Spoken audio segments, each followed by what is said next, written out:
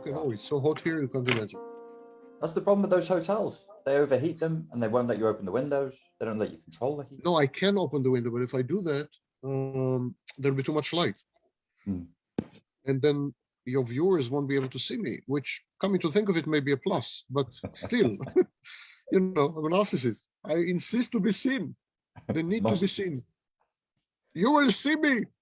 Who do you think you are? So, Sam, I wanted to ask you today about your interpretation of the shared fantasy space. I found this fascinating when you first told me about it, and then you have a concept that was developed from that called emotional artifacts that I'd like to get in with you today as well.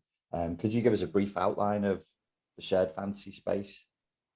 No, I don't feel like talking about it. I've done so many videos about it. Can't we talk about something else? Like, Women, okay, wine, song. okay, yeah. Shared fantasy, bloody hell, boring. Okay. Shared fantasy is a form of paracosm. Paracosm is kind of an alternative reality, alternative universe. So shared fantasy is an alternative universe constructed by the narcissist, who then invites a potential intimate partner or source of supply to enter this universe and to adhere to its precepts, to its tenets, to its underlying foundational principles. When I say adhere, it means to accept the paracosm or the shared fantasy as real. And when I say adhere, it also means to subject one's cognitions and emotions to the exigencies and parameters of the shared fantasy.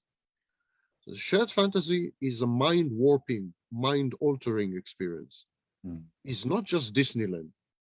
It's like as if you were buying a ticket to Disneyland and then you could never exit because Disneyland would have become your world and you would have had to accept the reality of Mickey Mouse and the fact that, I don't know, there's a castle on the hill and so on. So you have to reside in the shared fantasy from the moment you're invited in. Shared fantasies are the way narcissists create dependency in the intimate partner, because what they do, they idealize the intimate partner and then they allow the intimate partner to form emotional attachment with the idealized image. So, and this is a form of self-love. So when the intimate partner falls in love with the narcissist, he doesn't fall in love with the narcissist. As you correctly noted, the narcissist is unknowable. It's just unknown quantity. You can't fall in love with the unknown. So the intimate partner doesn't fall in love with the narcissist. The intimate partner falls in love with his or her idealized image that the narcissist grants you access to. So narcissist idealizes you, then lets you be in touch with your idealization, and this is irresistible. And you fall in love with yourself or with your idealized self. So this is the shared fantasy. Now, shared fantasy has two effects, which are not often discussed. One is what is called mass psychogenic illness. These are clinical terms. Mass psychogenic illness is the correct term for shared psychosis. The suspension of disbelief, suspension of judgment, the ability to adopt a we versus they mentality, the adherence to rules of the game within the shared fantasy that are often unrealistic, suspension of reality or impairment of reality testing. All this is known as mass psychogenic illness. This is one effect, and it affects both the narcissist and the intimate partner. The second thing that happens in a shared fantasy, and it happens exclusively to the victim, is prolonged grief disorder. That's a new disorder that's been identified a year or two ago. About 10% of people, when they emerge from an injurious, hurtful relationship, they are unable to recover. No matter what, they're simply unable to recover. They grieve and mourn forever. And this is known as prolonged grief disorder. So the vast majority of the victims of narcissists have prolonged grief disorder. Now, prolonged grief disorder is very interesting in itself. So maybe it merits another podcast. This is newly discovered, and there are numerous things that apply to victims of narcissists. But the question is, why does the shared fantasy have this power? Why does it generate mass psychosis and prolonged grief? I mean, what in it? What in it does this? I mean, when you go to Disneyland, when you exit, you don't have a prolonged grief disorder unless you're a Jew. The price of the ticket can do this to you. So shared fantasy is a kind of Disneyland. Why? What in it causes these shattering effects? So the reason is, of course, that the shared fantasy is actually a trance-like or pseudo-hypnotic state. The shared fantasy involves a primary stage called grooming or love bombing, which induces in the victim essentially a trance state or a pseudo-hypnotic state, clinically known as a dissociative state. In a dissociative state, we have several effects. I'm leading to the artifacts, but unfortunately, you have to go this way. I mean, there's no other way. I think people need to hear this, and I should have said at the beginning where this conversation came from, just so people are anchored. Is I've been in a narcissistically abusive relationship. Again, good for me. That's brand damaging information. Do with it what you will. And I asked Sam, is it possible to experience artificially induced emotions? Because I thought I was feeling things I shouldn't be feeling. And everything Sam is telling us now leads you through an understanding of the superstructure behind how it definitely happens, how it happens. You must understand the shared fantasy space, and you must understand, exactly as you're saying, this kind of dissociated hypnotic state. Because everybody, your clients, mine, the victims of narcissistic abuse, they come around and they go, what did I do? What was that? And maybe the prolonged grief state is they're not really coming out. They're sort of staying in that shared fantasy space. We should do a whole other podcast on that as well. You're right. I just wanted to say that so people are anchored in. Yeah. Thank you for clarifying. Yeah, well, I'm leading to emotional artifacts. Emotional artifacts are simulated emotions. They're not real, but we'll come to it in a minute. We need to understand how they come about. Unfortunately, we have to go a long way. So there is this shared fantasy, which is essentially a dissociative state, or in colloquial terms, it's a trance state or a pseudo-hypnotic state and so on. And it involves amnesia. So there's a lot of forgetting involved. It involves depersonalization. The victim often feels that it's not she who is involved, but kind of either someone else, or she let go of herself. She's kind of observing herself from the outside. This is known as depersonalization. There's derealization, also colloquially known as gaslighting. Derealization is when you misinterpret reality, or you believe that you are misinterpreting reality, or that reality is not real, and what is real is not reality, etc. So there are problems with gauging reality and judging reality and so on. So and gaslighting does this to you. And finally, there's fantasy, the paracosm. Fantasy is the opposite of reality, of course. And the main aim of fantasy is to prevent you from acting. Now, people confuse fantasy with dream. When you dream, when you have a daydream, or when you dream about becoming, for example, you dream of becoming me. I know that. So when you, because I'm more handsome lately. No, but if you dream, a dream is a practical thing. It's a step in planning. It usually results in some interface with reality. It could be a failed interface, but there's always an interface with reality via planning. Fantasy is the exact opposite. The main aim of fantasy is to inhibit action, to prevent you from interfacing with reality, to keep you captive in a dream-like state, but it's not dream, it's fantasy. So fantasy, the paracosm, these are the elements of the dissociation. It's like a bad dream. You're unable to act, unable to move because of the fantasy. You're not sure you are yourself because of depersonalization. You're not sure that what you're witnessing is real, derealization, and you keep forgetting things.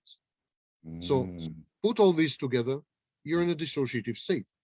At that point, when you're most vulnerable, when your ability to interact with realities had been disabled to its maximum, the abuser starts a process called entraining. I believe that I was the first to apply the concept of entraining to abuse in October last year. Entraining is a concept from neuroscience. It's when external input, such as music, has an effect on brainwaves so as to cohere and synchronize the brainwaves in a specific form or way. So the science of entraining in neuroscience had demonstrated in multiple ways that we can use external input to affect the brain to produce coherent, cohesive structures of brainwaves. This could be easily described as brainwashing. So the abuser uses entraining to brainwash. Now, what is entraining? Entraining is any external stimulus. Could be music, but could be verbal abuse. If you listen to the abuser when he verbally abuses you, it is exactly like music. First of all, he repeats many sentences again and again and again. There's a lot of repetition. It's like a refrain in a song. It's like he's singing the abuse. And there's a refrain. And the refrain is this sentence that keeps recurring, you know. Second thing, the abuse is never typical speech. It's not a speech act. It's not like people talking. The abuse is structured. It has a kind of mathematical regularity. It has repeated phrases. It resembles music very much. I call it the music of abuse.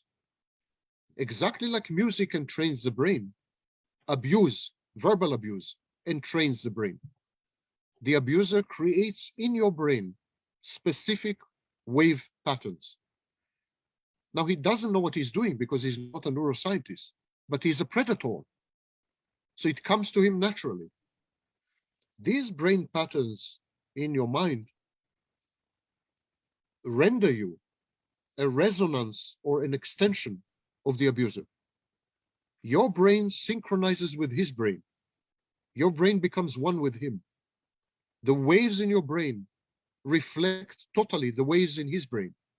He had penetrated your brain, taken over, and generated waves identical to his waves. From that moment, you are enmeshed.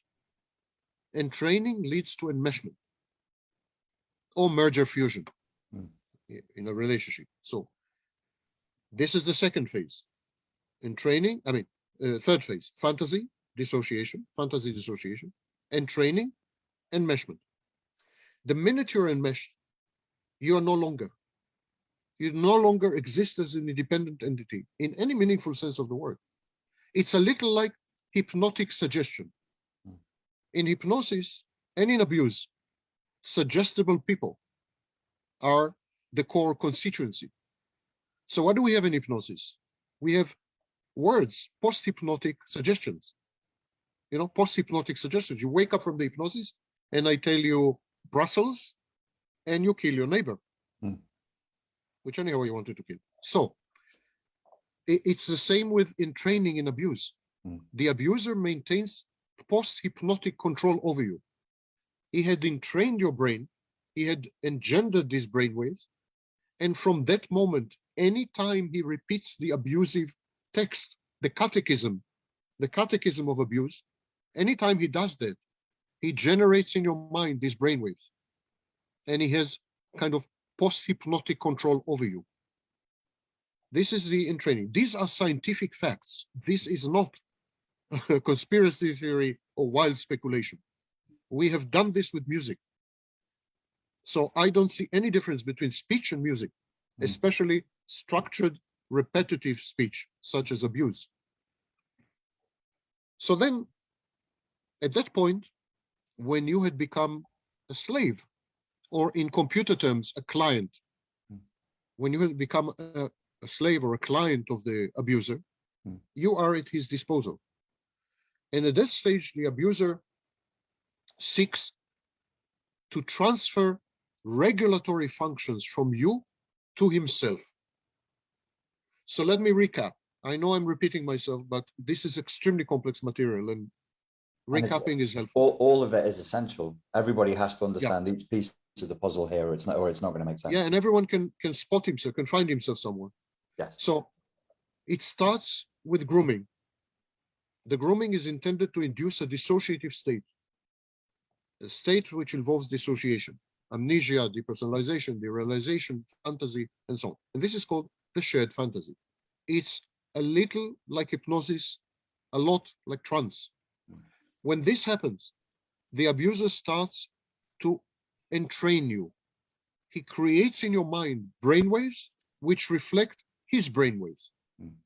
Your brainwaves are totally synced, totally synchronized with his brainwaves. From that moment, you are one mind. You're a hive mind.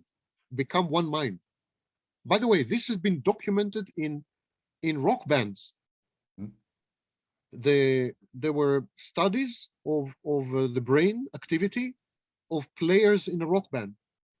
All their brains generated identical waves when they started to play. It's like it was one mind. So you become one mind with the abuser. Why? What for?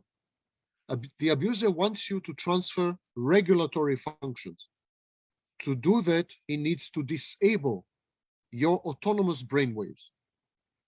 He needs to implant in you, like the Manchurian candidate, he needs to implant in you his own brainwaves. So now your brain is a reflection, an imitation, and a replica, a copy of the abuser's mind, of the abuser's brain. So now the abuser takes away from you regulatory functions. You regulate as a healthy person, you regulate your emotions, you regulate your moods. There are many regulatory functions taking place every second of the day. And what the abuser does, he takes these regulatory functions away from you. You're defenseless. You don't have your own wave patterns to defend against this intrusion. It's like your firewall has been disabled. It's like the abuser had installed malware in your mind. And so now he uses it to transfer regulatory functions. From that moment, the abuser regulates your emotions. The abuser regulates your moods. And anyone who has been in an abusive relationship will tell you this, that the abuser controls their moods. The abuser makes them happy, makes them unhappy, makes them depressed. It comes from the abuser. It's external. And the abuser does this using a series of techniques. First is intermittent reinforcement, hot and cold, love you, hate you, and so on. Second is approach avoidance. I want to be with you, I don't want to be with you. Trauma bonding, which you had discussed a lot, and abuse, verbal abuse, other. So using these techniques, the end result is that you are an empty shell. All your internal regulation had been outsourced to the abuser, externalized. And so you stand there like a zombie or a robot in a bad horror or sci-fi movie, and you're waiting for the abuser to activate the various modules of your mind. The abuser decides how you're going to feel. The abuser decides what your mood is going to be. The abuser decides even what you're going to think and when. You have handed control totally to your abuser via the process of shared fantasy, dissociative shared fantasy, and entraining. These twin processes had rendered you a tool, a machine, a device used by the abuser. The entrainment, and now I'm coming to emotional artifacts. The entrainment, entraining you, means reorganizing your mind. That's the meaning. When the abuser entrains you, what he does, he accesses your mind, he activates certain wave patterns, he deactivates others, and so on. So he's reorganizing your mind. The minute he does this, it generates, but you continue to generate emotions and cognitions. I mean, that is unstoppable. No one can stop this. As long as you're alive, you're going to emote, you're going to think. Many scholars think that emotions are subspecies of cognitions. But at any rate, you're going to have emotions, you're going to have cognitions. This is unstoppable. Not even the abuser can turn it off. But what the abuser does, having taken over your mind, he had rendered your emotions and your cognitions not yours. So we call this non-autonomous cognitions and non-autonomous emotions. This is a clinical term. Non-autonomous cognitions, non-autonomous. So you continue to generate emotions and cognitions. You continue to experience them as authentic, as yours, but they are not yours. They are induced in you by the abuser, not intentionally sometimes, often actually not intentionally. It's a predator. It's like a shark. You know, the shark doesn't analyze the blood before it pounces. I mean, sharks, that's what they do. Predators, that's what they do. They take over your mind. And from that moment, any cognition and emotion you have is actually a reflection of cognitions and emotions of the abuser, because the abuser had taken over your mind. And all the brave patterns and brain waves and so on and so forth in your mind are not yours at all. Although obviously you subjectively experience them as if they were yours. Obviously. Would it even be possible for the target to acquire some of the mental health issues that the abuser has? Like, if I'm not prone to abandonment Absolutely. anxiety, would I suddenly find myself riddled with abandonment anxiety? Is that possible? Yes, of course, everything. Your brain becomes a clone of the abuser's brain. Now, everything I'm telling you is well documented in neuroscience. But in neuroscience, they studied the effect of music. So, for example, they demonstrated that a single mind can take over a group of minds via music. Mm. They demonstrated that if you listen to a waltz, your brain will react with the same frequency as the waltz, and actually your brain will become a giant waltz machine. Mm. All the brain waves will be cancelled, and the only brain wave that will remain, it's called a spike, will be equal to the frequency of the waltz. That's why our bodies move when we listen to music, because we have no other waves, only this wave. It becomes dominant, it moves the body. So in the study of entrainment or entraining via music, there are conclusive findings that show, one, that one mind can take over another via music. Two, that music can eliminate all autonomous brainwaves and induce a non-autonomous brainwave from the outside. Music, simple music, waltz, not abuse. There are other findings, very frightening findings, by the way. So I think abuse is even worse than music, because the exposure to the abuse is much bigger. And I mean, how many times do you listen to the same song? Right. But the exposure to the abuser is much more extensive. The surface of the exposure is much bigger. It's repetitive.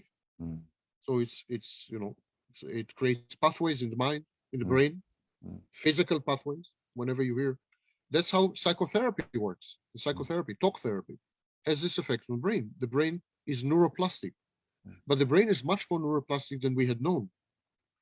And so I have a video from October last year about entraining. It's a video about the neuroscientific findings regarding entraining. So anyone and everyone can go and listen to this video. It's only 15 minutes. And it describes this, to my mind, terrifying findings. We are far less independent than we think. Far less. We are far more influenced by outside stimuli than we ever imagined. It's absolutely shocking. And so there is no doubt in my mind that the abuser has a massive impact via entraining on the victim's mind, to the point of taking over. But the activity of the mind continues regardless. So you will continue to generate emotions, and you will think they're yours. They're not yours. Cognitions, they're yours. They're not yours. The waves of the abuser reflected in your brain is a clone, will be interpreted as yours. So if he's anxious, you're anxious. If he's narcissistic, you will become narcissistic. You will begin to mirror the abuser. You begin to become the abuser. This process used to be described as enmeshment. And there were big studies on folie à deux, madness in two. Later, it was called shared psychotic disorder in the DSM, shared psychotic disorder. We know that people become clones of each other. There is even a study, a famous study, on the physiological level. Women who had been put, nursing students, who had been put in the same building, their menstruation synchronized, and they all started to menstruate on the same day.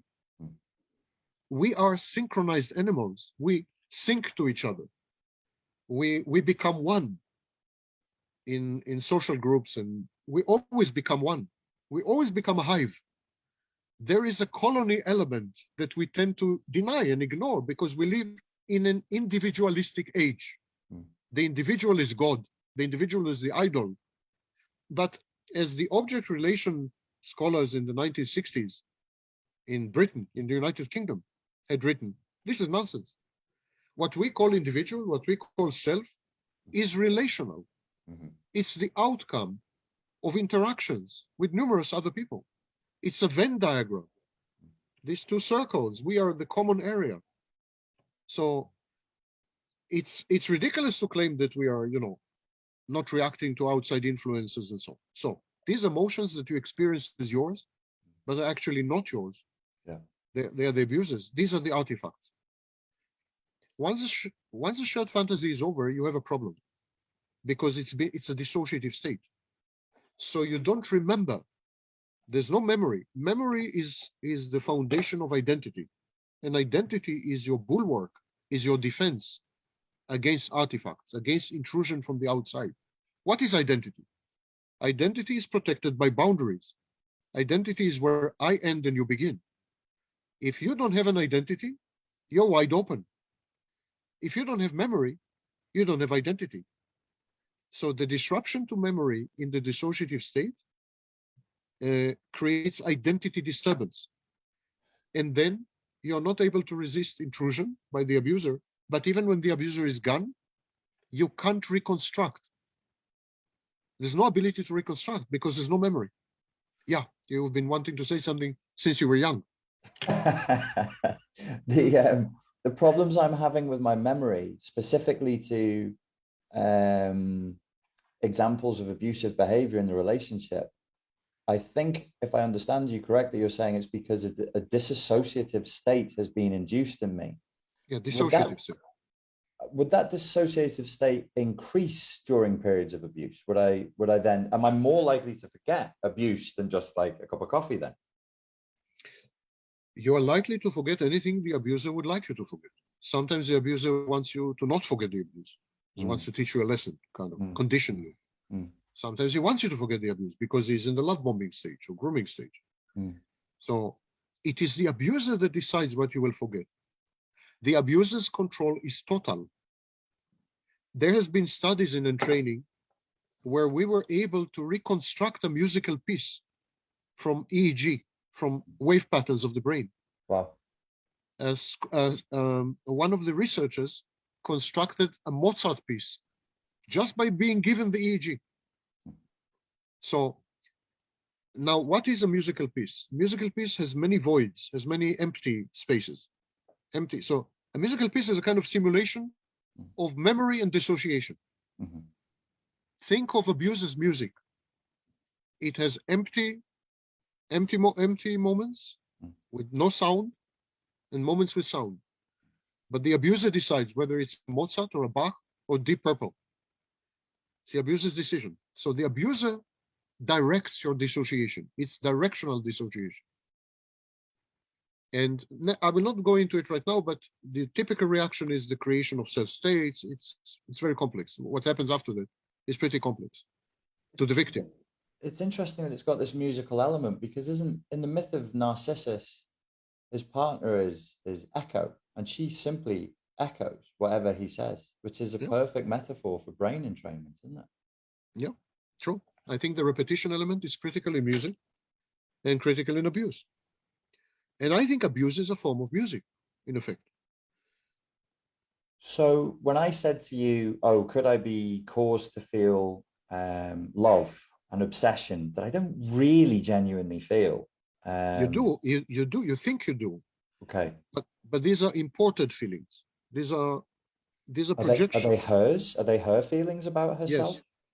Yes, yes. Ah, So you experience them as yours, of course. It's inconceivable to you that your mind had been hijacked it is. and been snatched, basically snatched. It's Yeah. inconceivable to you. You still Yeah. maintain the core of I am, Yeah. I am. So you would take ownership of these, Right. intruders. Think of it as a virus. Yeah. When the virus enters the body, it penetrates a healthy cell. Yes. Now, the healthy cell doesn't say, "Excuse me, you're a virus. Get out of here. We don't tolerate immigration." No, the healthy cell accepts the virus Mm. and begins to copy the virus. The healthy cell copies the virus. Mm. It becomes a machine for copying the virus because the healthy cell doesn't make a distinction between itself and the virus. So the healthy cell says, if you're here, you must be You okay. must be me. You Shit. must be me Shit. because you are DNA, you're RNA. You must be me. No other explanation. It's me. Okay, I'm going to copy you. Just so the audience is hearing what you're saying, when these external cognitions and emotions come through, I hope everyone can hear how dangerous it is that instead of going, oh God, I'm being abused and this isn't my thought, I'm the victim of abuse, you are thinking pre-consciously, this is my spontaneous thought and my Yes. spontaneous feeling. You Yes. can't even begin to resist that. What are you resisting? Yourself? Yeah. And many victims would describe to you this sense of inner battle, Mm, this sense of they are fighting themselves somehow. They mm, feel torn. mm, They feel ego incongruent. They feel like they're falling apart. They feel, and they don't understand why. mm. But actually, they're battling an invasion. They're battling a pathogen coming from the inside. Right. Now, again, with the example of the virus, the cell sees a package of DNA coming its way, or RNA. That's a virus. Mm, And the cell says, wait a minute, RNA is what I typically do. mm. Like you would say, emotions is what I typically have. Yeah. And the cell says, okay, RNA is what I typically do, Mm, so I'm going to do it. And begins to copy the RNA, which is the virus. It's not the cell. It's a mistake. You would say the same. Emotions is what I typically do. So if I have an emotion, it must be mine, and I'm going to own it. yeah. I'm going to adopt it. Yeah.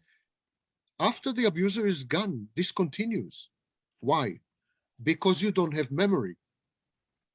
You don't have the glue. The glue that holds your identity together is gone for that period.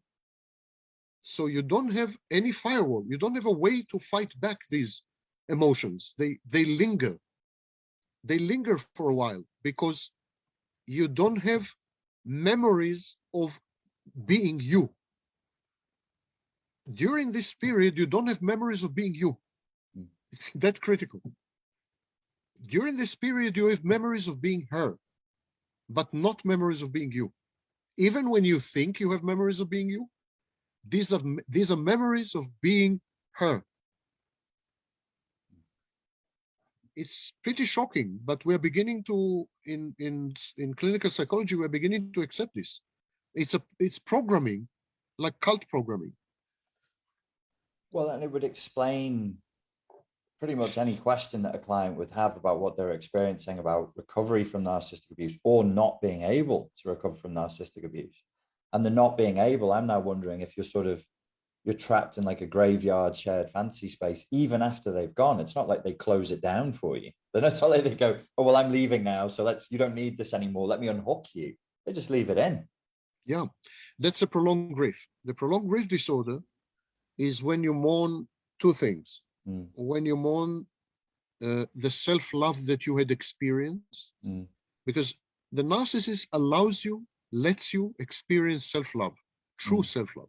mm, You fall in love with the idealized image that the narcissist creates of you, mm, and that is irresistible. So you mourn this, but even more importantly, you mourn the missed time, you mourn the lost time. There's a period, there's a hiatus, there's a lacuna, there's a vacuum where you should have been. It is a 2-year-old long vacuum. It is a half-year-old vacuum. Could be 20-year long vacuum. But in this period, you did not exist in any meaningful sense of the word. The abuser had taken over and supplanted you, substituted for you. You became a clone. You did not really exist. You lack functional memory. You felt very often that you behave in ways which are alien to you, a process called estrangement. You felt derealized very often. You were not sure about reality, what's true, what's not, what's going on, and you were in a fantastic space, in a paracosm. So this time is lost, totally lost. And when you come to and recover, it's like you've been in coma. Imagine you've been in coma for 10 years and you wake up. You will mourn the lost 10 years. But in coma, at least, no one takes over your mind. Here, yes. So part of the job of recovery then post narcissistic abuse should probably be trying to distinguish what's mine from what's theirs, because it will all be muddled. Absolutely. I have several videos on distinguishing introjects, distinguishing internal voices, making the work of telling which voices are genuinely, authentically yours, and which are imported or fake or false. So this is one thing. And second thing, memory recovery is crucial. And that's why we have many scholars working on false memories, abuse memory. Memory is crucial. Yeah. One of the main reasons therapists were trying to kind of recover or retrieve childhood sexual abuse memories is that the main problem with abuse is the ruination of memory, the undermining of memory. Trauma is about memory. Trauma is dissociative by definition. Yes. Even complex trauma is dissociative by definition. Indeed, one of the main criteria of borderline personality disorder is dissociation. It's one of the DSM criteria, dissociation. And Judith Herman, the mother of CPTSD, she wants borderline personality disorder to be abolished as a diagnosis. She said, what is this nonsense? It's all complex trauma, you know? And she's right. I fully agree with her. All these conditions, narcissism, business, they're all complex trauma.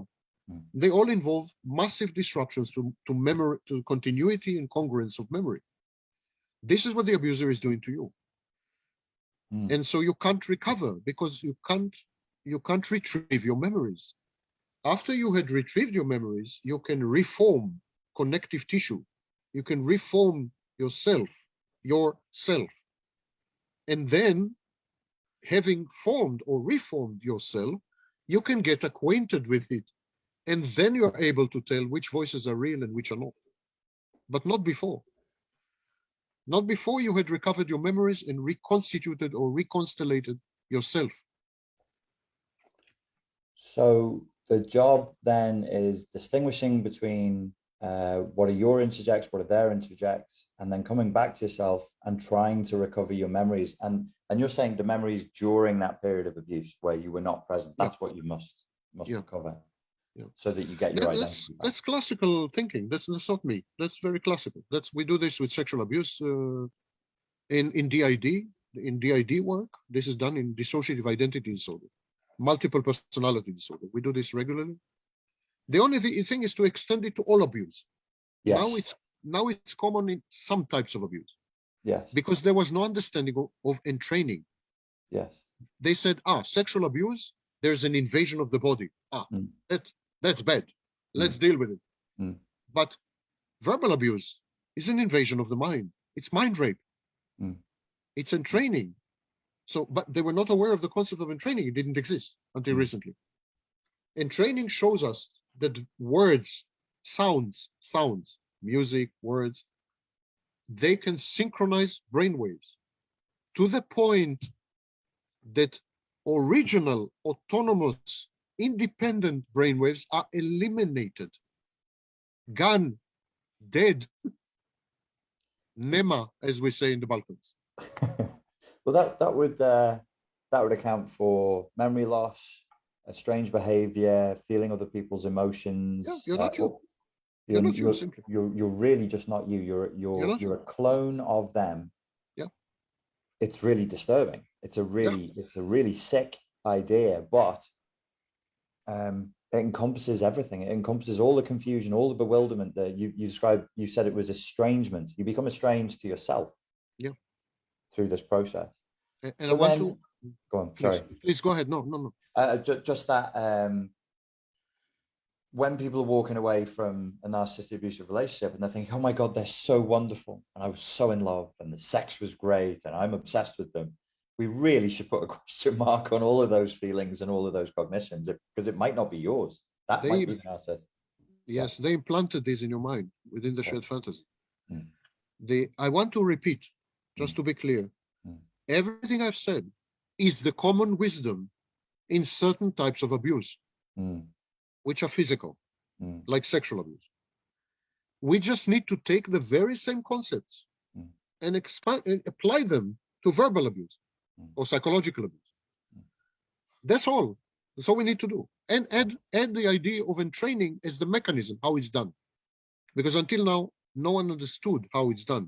Why the dissociation? Why the memory gaps? Why the feeling? Why the estrangement? The feeling that you are not you.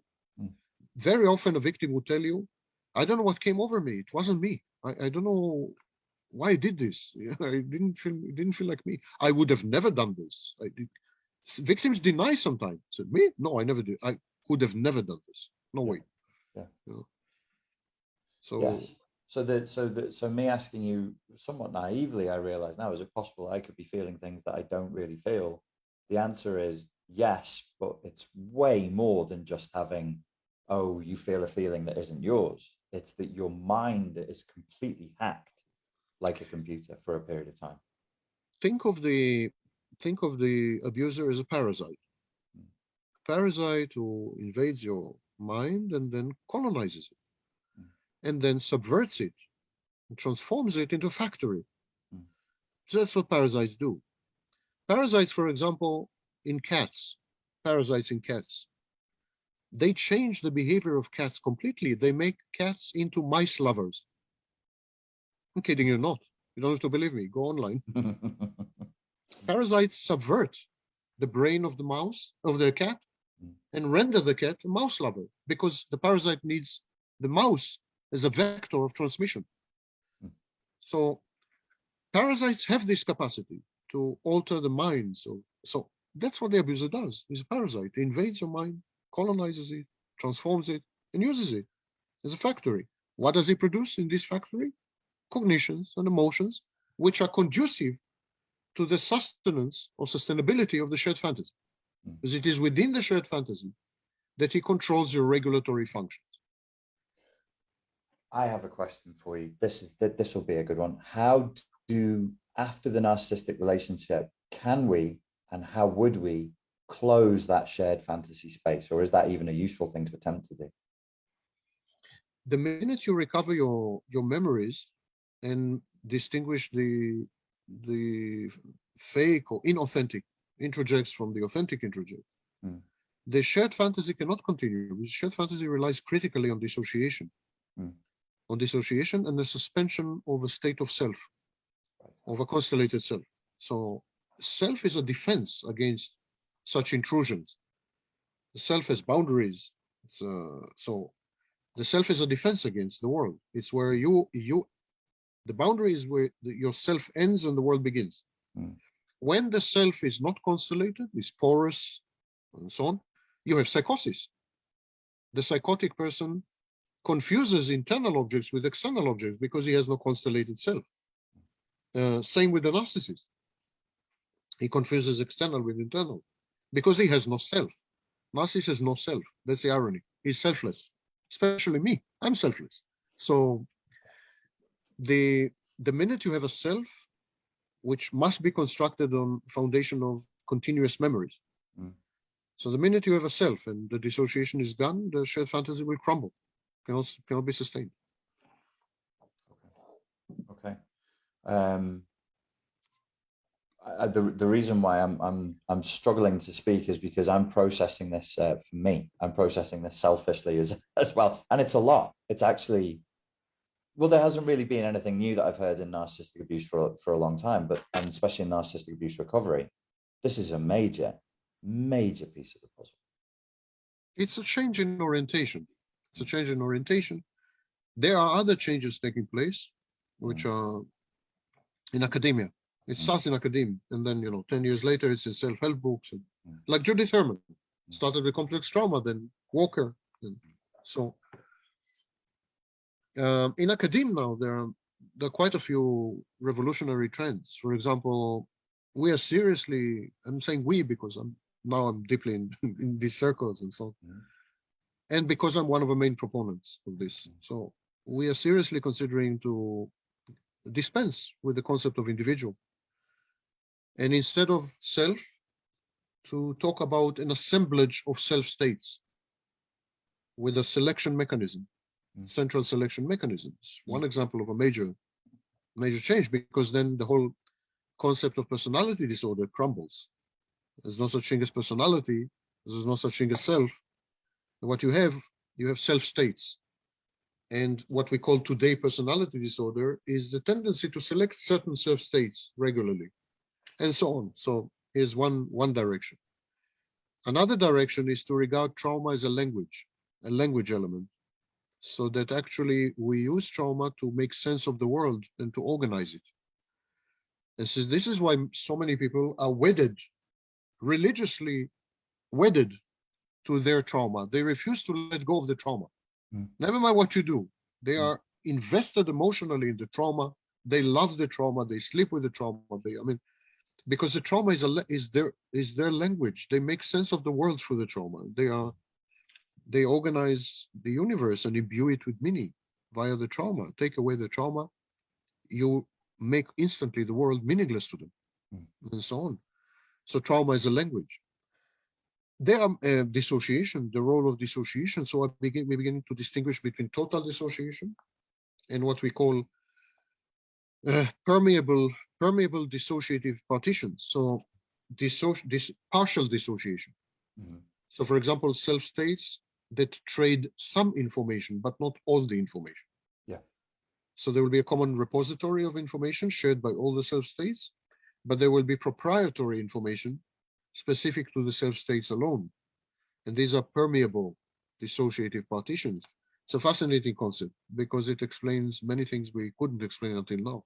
And there's nothing in that I would, obviously I haven't studied it, but like what you're talking about, the selector of different states, the permeability between, and not to assume there's an equal permeability between the different states. Why would there be? There should be different levels of permeability between different states because of protection and self-image and perceptual filters. I like that. In fact, I would just say, well, that's it.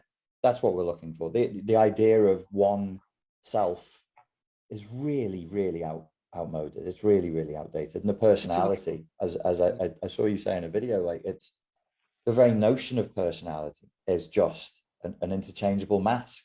But we talk about it as though it's a thing. It's you. No, it was never you. Persona is Greek for mask. So personality disorder implies this order, an ordered personality. What the hell is that? Show me one. I'd love to see him or her. Yeah, there's a lot of abstractions, a lot of idealization, yeah. ideals that have no place anymore, I think. Current state of knowledge does not support these really antiquated approaches. Don't forget that the concept of self came into being when the atomic theory was at its height. So like atom, the indivisible particle, like atom, self. The self is the atom of the person. It's the indivisible part. Every generation is influenced by the mores and the myths and the narratives. So the psyche, the soul, used to be compared to a typewriter. That was the high tech of the time. Then it's compared to a computer. And because there are computers now, what else can we compare it to? Computers. So this is so we shouldn't take these things too seriously. The humans are fluid and recombine all the time. We know, for example, for sure, there's no such thing as memory. That's already been established like 20 years ago. There's no such thing as memory. Every time you try to remember something, Mhm. You reconstruct the memory from zero, from scratch. Right. You take part from here, part from there, emotions, this, that, you put them all together and you reconstruct the memory. Consequently, all memories are fiction. Right. Well over 90% of memories have never happened the way you think they had happened, and close to 50% had never happened, period. All memories are fiction sounds like a quote that could have been written by George Orwell. Yeah, you speak. A thoroughly Orwellian idea. Memory is fiction. Fiction is Memories. truth. Fiction is truth. Memory is fiction. Yeah, Sam, I want to thank you for coming on and and my talking huge to us pleasure. today. I really, really appreciate it, and I hope we could do it again on some of the other Anytime. subjects we didn't get a chance to explore. But thank you very much for coming on. Anytime. Thanks.